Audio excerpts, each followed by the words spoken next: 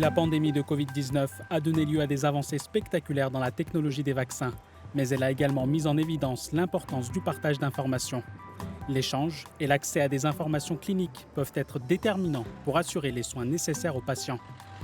Aussi, la numérisation et le partage des données sont devenus des outils essentiels pour les systèmes de santé publique. L'Union européenne vient de lancer l'espace européen des données de santé qui sera déployé au cours des prochaines années. De quoi s'agit-il ? C'est une base de données interconnectée qui vise à faciliter l'accès aux informations sur la santé des patients et à assurer la continuité de leurs soins, même lorsqu'ils voyagent dans un autre pays européen. L'échange d'informations est au cœur de l'espace européen des données sur la santé et est régi par les législations nationales et européennes existantes. Cet espace de données partagé permettra une prise en charge plus efficace des patients, de meilleurs diagnostics. Il aidera également la recherche scientifique et les entreprises européennes à développer des traitements et des dispositifs de santé sur mesure. Enfin, le partage des données permettra d'élaborer des politiques plus efficaces. Au cours des 2 dernières années, la numérisation des systèmes de santé s'est accélérée dans plusieurs pays de l'Union européenne. Dans ce domaine, le Portugal fait figure de leader. Le ministère portugais de la Santé a chargé une autorité informatique de mener à bien la transition numérique. Avec les données numériques, ce que nous voulons, c'est que les datas servent à l'ensemble du système, générant ainsi des informations qui alimentent ce dispositif. Cela se produit à différents niveaux au Portugal.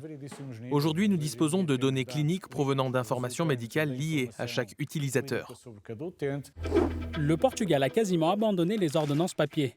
Environ 98% des hôpitaux fournissent des ordonnances numériques. Les dossiers médicaux sont enregistrés en ligne.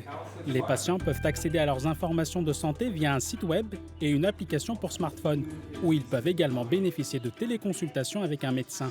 La même application permet aux patients de joindre le centre de contact du ministère pour des questions d'ordre général. En plus du portugais, les réponses peuvent être apportées en anglais et en langue des signes. L'intelligence artificielle utilise également le partage de données pour aider les professionnels de santé dans la prise en charge des patients. Nous aidons aussi bien les médecins que les utilisateurs dans la prise de décision par rapport aux pathologies qu'ils peuvent avoir et qui peuvent être plus facilement détectables grâce à ces mécanismes d'intelligence artificielle. En Allemagne, la santé numérique fait des progrès grâce à un système d'application appelé DIGA. Dans ce cabinet de Bottrop, dans le nord-ouest du pays, les médecins prescrivent à leurs patients des applications comme ils le feraient avec des médicaments. Les utilisateurs peuvent les télécharger sur leur smartphone, leur tablette ou leur ordinateur. Ces applications couvrent des maladies et des problèmes de santé allant du cancer aux maladies cardiovasculaires, en passant par les migraines chroniques et la dépression. Il y a des exemples concrets d'utilisation de ces applications, comme pour la migraine, la perte de poids ou les acouphènes. On peut bénéficier d'un soutien en dehors du cabinet du praticien. On peut recevoir la documentation, mais aussi de l'aide lorsque le problème de santé s'aggrave, afin que le patient ne soit pas laissé seul.